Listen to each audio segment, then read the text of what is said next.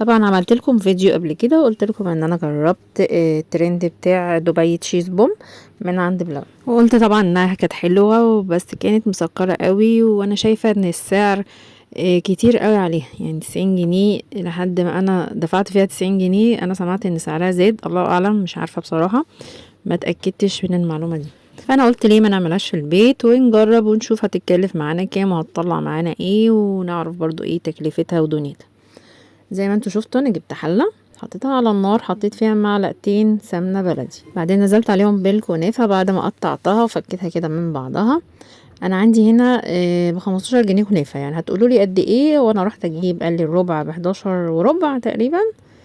يبقى الكيلو بكام؟ يبقى اعتقد الكيلو ب45 جنيه. تمام، فانا قلت له خلاص حط ايه بال15، يعني انا جايبه زياده عن الربع. كمان معايا هنا علبة كريمة الفستق بتاعت كواليتي تارجت، دي 400 جرام، وزي ما انتوا شايفين هي مش كاملة، يعني انا لما اشتريتها طبعا كنت اول مرة اجيبها، فالولاد عايزين يدوقوها فقشطوا نصها زي ما انتوا شفتوا كده. المهم ده اللي اتبقى معانا، هي اقل من 400 جرام طبعا، فيعتبر ايه، اعلى من نصها بشوية. هنقوله ان احنا معانا 3/4. تمام، دي سعرها 210، يبقى انا من منشية، من عند اولاد رجب في المنشية اللي هو جنب مطير. حبيت برضو اوريكي القوام بتاعها قبل ما احط عليها الزيت. انا بحط زيت نباتي، انا عندي زيت ذرة بحط منه، ما ينفعش الزيت اللي هو بيبقى ليه ريحة، زيت تموين، زيت ليه ريحة، بعدي عنه خالص. استخدمي للحلويات زيت نباتي ما يكونش ليه ريحة. انا بستخدم زيت ذرة نضيف. انا وريتك قوامها وهي تقيلة خالص، بس مش هينفع احطها على الكنافه كده وهي تقيله، فانا لازم افكها بشويه من الزيت، فبفك بالزيت كده واحده واحده، حبه حبه. ما بحطش زيت كتير من الاول، لا بحط شويه واقلب، شويه واقلب. بصوا زي ما انتم شايفين كده، الاول كانت سميكه تخينه كده، ودلوقتي ده قوامها بعد ما حطيت عليها الزيت. كمان نفس الحكايه عملت مع النوتيلا اللي هي البني شوكولاته، حطيت لها برضو زيت، خففتها عشان انا عايزاها صوص خفيف احطها على الكنافه. الكنافه طبعا هتسالوني انا وقفت قلبتها في الحله ولا حمرتها في الحله على البوتاجاز من فوق؟ لا طبعا ما عملتش كده، انا طبعا الصحه على قدها، مش هفضل واقفه لها قاعده اقلب فيها. حطيتها بقى في صاج فرن مفروض كده، فردتها فيه ودخلتها الفرن في الرف الاوسط في الفرن، وكل شويه كنت بطلعها اقلبها شويه ادخلها تاني، اقلبها شويه ادخلها تاني، بس ما تسيش عليها لان هي بتتحمر بسرعه جدا. بغض النظر على ان احنا هنوفر في الموضوع ده، ريحه البيت بتبقى حلوه وانتي بتعملي كده حلويات لولادك ولبيتك ولجوزك ولاسرتك، بصراحه الريحه حلوه. بصوا الكنافه انا حطيتها بقى في بوله، دول الكنافه اللي ب15 جنيه اللي انا قلت لكم عليهم. ما رضيتش اجيب نص كيلو عشان ما يطلعش كتير قوي، فانا قلت ايه هجرب في كميه صغيره.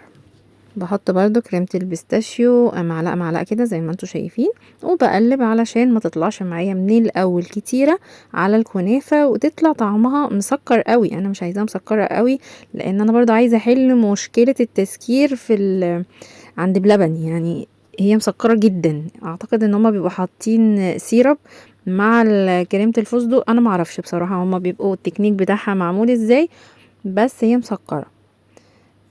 فاحنا هنحط واحدة واحدة كده لحد ما نقلب ونشوف كمية مناسبة ولا محتاجة ولا ايه النظام، علشان ما دبش كده من الاول وارجع اعيط واقول ان هي مسكرة قوي، او ان هي خدت كل الكمية ومش لاقية احط صوص ايه من فوق.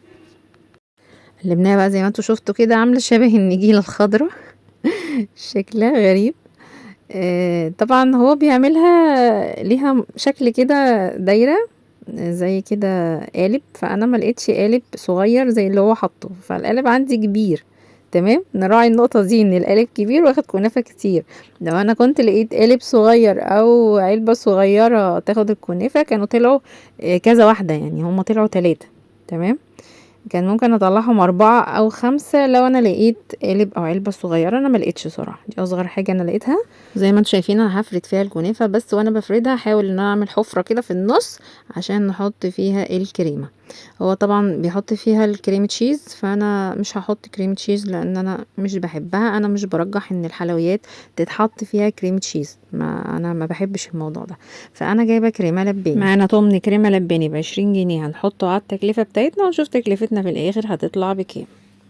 احفظوا معايا الاسعار علشان برضه اما اسالكوا اما اسالكوا في التكلفة النهائية، عايزين برضه حد يحسب لنا التكلفة النهائية وهنقسم التكلفة ونشوف.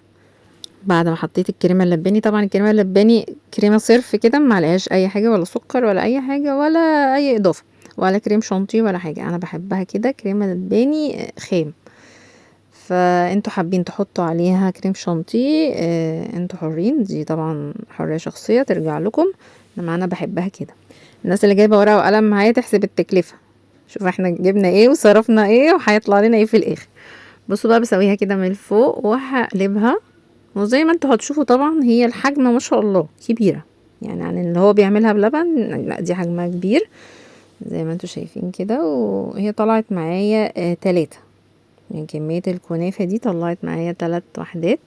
وبصوا مش ناشفة زي ما انا كنت بقطع بتاعت بلبن، يعني اللي شاف معايا الفيديو وانا بقطعها كانت ناشفة جدا، يعني انا مش عارفة حتى احط فيها المعلقة، كنت خايفة المعلقة تتكسر وما لاقيش معلقة اكل بيها والله. فهي كانت ناشفة معرفش ليه، ممكن الجو، ممكن ان هم حاطين فيها سيرب فقفشة من السيرب، فانا مش عارفة. المهم ايه، هنقوله مثلا ان شوية النوتيلا اللي انا حطيتهم على الوش دول دول معلقتين من العلبة، يعني هنقوله مثلا ب10 جنيه، ما اعتقدش ان هما هيعدوا 10 جنيه. طبعا انتي بيبقى عندك العلبة في البيت بتاعت النوتيلا، بتاخدي منها، ما عندكيش بتجيبي بقى علبة صغيرة، يعني بتقللي التكلفة عشان برضو ايه ما تبقاش تكلفة كتير، وفي نفس الوقت هتنفعك في حاجات تانية، يعني هتحطيها عندك في البيت وقت ما بتعملي اي حلويات تانية هي هتنفعك. بحاول ان انا املى صوصات، لان انا اما برضو بتاعت بلبن ما كانش فيها صوصات كفاية، فانا هغرق لكم بقى الصوصات واقول لكم ان انا ايه صارفة ومكلف، وفي نفس الوقت برضو مش هندفع كتير، مش دافعين كتير. يعني لو فرضنا ان احنا جبنا علبة البيستاشيو عاملة 210، نقوله احنا 3/4 ب150 جنيه، تمام. وشوية النوتيلا ب10 يبقوا كام؟ 160. وشوية الكنافة ب15 يبقوا 175، صح كده؟ وايه تاني حطينا؟ ايه تاني حطينا؟ كريمة ب20 جنيه، يعني قولوا مثلا التكلفة كلها 200 جنيه.